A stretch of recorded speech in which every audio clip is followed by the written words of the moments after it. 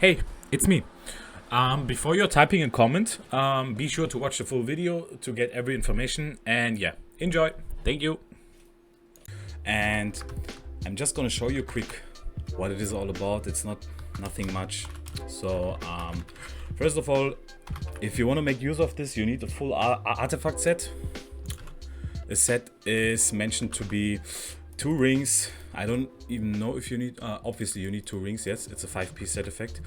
And what you want to do first is, you want to buy or either farm these things.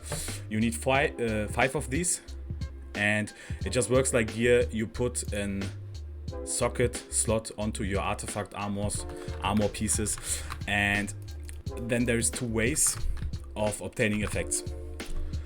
Let's just go through this generally, nothing special in detail or something. Option 1 is using Soulstone shards. If you use Soulstone shards, you have a fixed effect, like the one that is in the item name, and you can see that every artifact Soulstone shard has a shape. These shapes are obviously based on which part they go on. For example, this shape is meant to put on a circlet, so it only can carry circlet effects. These are for rings, and you can see the other ones for armor and for necklace. They look very obvious. So what effects can you have, and what effects do you want? Well, on the rings you can have DPS based things. Polarize, all skill damage, crit damage, attack percent, magic attack percent, and def or magic def ignore. You want attack percent here, or magic attack, whatever you play. 2% is the max roll, but how you can do things, I'm gonna say a bit more to that later. On the circlet you can have some utility effects like MP cost reduce or skill cooldown, for my term skill cooldown, attack speed, maximize, critical rate, and the max roll is 8% for each stat, except for cooldown and MP reduce, they go only to 5. You want obviously 8% maximize or crit chance here, especially if you play something like Aisha. You don't have so much passives that grant you stats. So yeah, you want maximize or critical rate, but more for that later. On the armor you can have tank based sets, so if you're lacking a bit of tank you can have some nice utility stats here. 8% is the max roll. HP damage reduction, magic or physical def percent, boss damage reduction. I think you want boss damage reduction here. I'm not sure, but 8% boss damage reduction sounds pretty neat. More HP you don't need really at this point. Just go for damage reduction, boss damage reduction. I don't know, def percent. Def percent is a critical thing. I don't know how it scales with adaptation debuff, so just take anything here except for all resistance, because that obviously sucks. On the necklace you can have tier based skill effects. In my terms obviously it's transcendent skill damage, which can go up to 5% for each tier. Or you can also have command or active damage.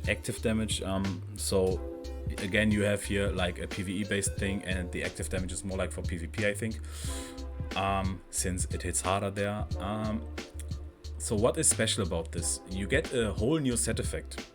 And don't worry too much about this part, because it's not really important. Like there's only 2 sets that are really game changing right now, and this is the yellow one for DPS jars. So we'll get to this in a second. Let me just tell you about the green set. There's also a green set, which is surprise, a supporter based one. You can buff your party members, you can give them some utility, and you can get yourself some MP cost or skill cooldown reduction. And just check the set out. I'm gonna put a link from LWiki. It's pretty easy to find, but I'll just make a shortcut for you.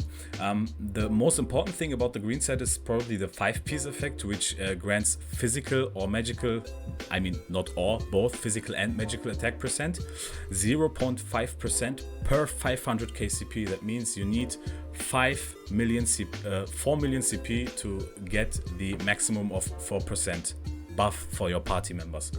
That was the supporter based one, and the meta DPS one is actually the yellow one. Just check this effects out. You get some more utility in cooldown reduction and also power boost charge 25%. I'm not sure why this is here. It seems a bit unplaced, but I think if I had to guess, it's for Laby players because they can control it. And I'm also pretty sure that this affects proc when you have the green bar filled up and not if you press the awakening button with Laby. So yeah, let's just not bother too much with this one. And there is another one, just like the demonic vine crown, we also have a 4% attack magic attack buff during in the awakening state. So awakening here again being pushed even more and more and more. Such a great effect, and you will hit harder once you turn awakening, which is just nice. The 2-piece effect is also nice. All skill cooldown minus 10%, so every onion grants you this already. It stacks with 13.5, so ideally you have some more skill cooldown reduction. This one grants like 30%, and if you use this too, it has to be 40%, which is just more obnoxious. I haven't tested it actually. Let's see. I'm not sure because I told you now that this should work, but I haven't tested it, so let's just go and test it fast.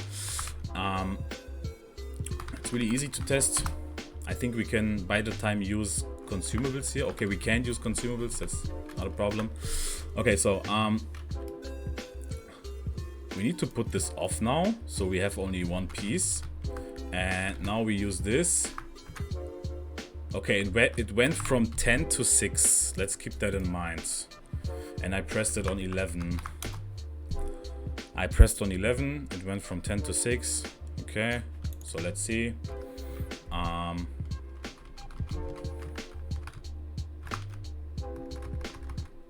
Okay, it works. It stacks. Obviously, it went from 10 to 4. Nice, it stacks. So 40% if you use it with 13.5. It doesn't matter if you have black and white. If you have black and white, you still use this title, because if you press the onion while wearing this title, you get an insane cooldown boost, which you don't get using black and white. So keep that in mind. It stacks. Nice to know. And let's just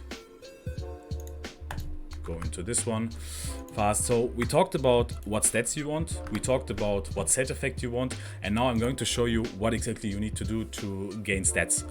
After applying in socket, you need, because, or let's not say you need, you want to have the effects obviously, and you have two options for that. And just for the signs, I'm going to show it to you one time. So go ahead, buy a wedge, or farm a wedge, whatever, I don't care. And two options. You can use the shards, which I won't recommend, especially because if you are selling these things right now, you're way much better off.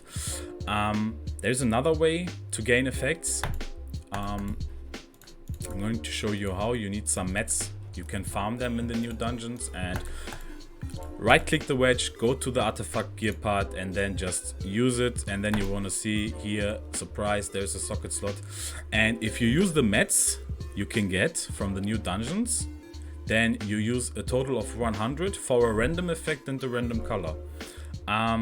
This is pretty good because I'm going to explain you what you should do at the start, if you are not in the end game or something like that. If you are free to play, whatever, use the mats to just get a yellow effect.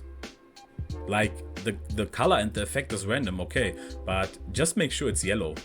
And go to all 5 pieces, make a yellow set effect, and you already have a nice damage boost. As you can see, I did about the same.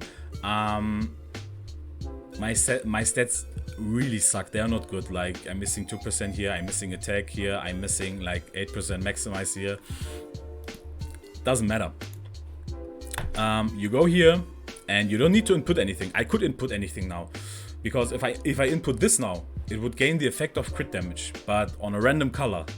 So you can do the math yourself. What's better, to buy these things or farm these things and then put them in? Because if I do this now, I have a blue one, I don't need this one, it's totally useless, I can't do anything with that. So that's why you should always use the mats for that. You see, I don't put anything now, I can just use my 100 mats. I have 434. Surprise, another blue one. See, So it can take a bit time. It's not really easy, but if you just want the fast green or yellow set, just do it like this. You are practically just doing what I did. Just get a set effect, and then time by time you can replace the effects. You don't need to random roll it away. You can choose if you want to keep it or roll. And then you can still choose if you want to overwrite the actuals that you have. And yeah, that's actually it. If you want to know anything else, I don't think there is nothing much to need to know more, but if you come up with any questions, I'm sure I can answer them, put them down. But this was just a small guide to show you how the artifact new artifact update works. And yeah, my name is Tolu, guys. Thank you and have a nice Sunday. Bye bye.